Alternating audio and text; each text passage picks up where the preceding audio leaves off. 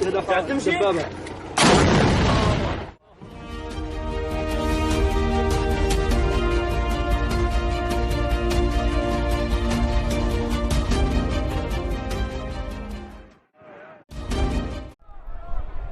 similarities were so, it was so apparent. The feeling are very similar.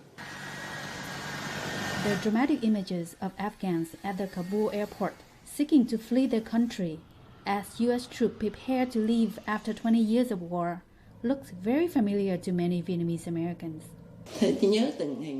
I remember carrying my son, our family separated. When I saw the image of a child being passed over the fence, it was exactly like that. That was the family who went to the boat and passed their child over to the boat, and the boat left. So the child went with the boat. The parents were left behind. The family was separated. And those images are repeating themselves now. Barisha Danish was separated from her son for 24 hours at the Kabul airport. Americans there helped reunite the family. I remember crying to God to wake me from this nightmare. Thank God that it was then coordinated and we got our son. My only hope in this war was to get my son and nothing else. My sister working for the U.S. government, she and my family, they have been moving to a center to really to evacuate, waiting for the airplane. And then she has been abandoned with the whole family. So that painful feeling come back to me, and that's how I feel for those who left behind in Afghanistan, especially for those who working closely with the U.S. government.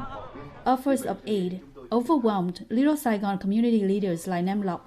Vietnamese and Afghan musicians performed at a recent fundraiser that drew people from the two Orange County refugee communities.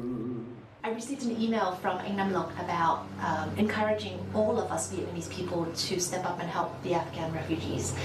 The money raised at the fundraiser will go to Lutheran Immigration and Refugee Services and Afghan Literacy Foundation. As of now, that's more than $160,000. Donations keep coming in. They really feel our pain, what is going on in our countries. Ehsan Aman, who arrived in the U.S. in 1992, has this advice for the Afghan newcomers. They have to start a job as soon as possible. That's number one thing they have to do to stand up on their own feet.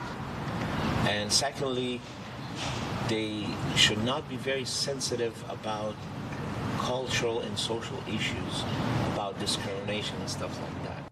As of today, more than 100 Vietnamese American families have pledged to either sponsor or donate to help these newly arrived Afghan refugees. Titi Tran for VOA News, Orange County, California.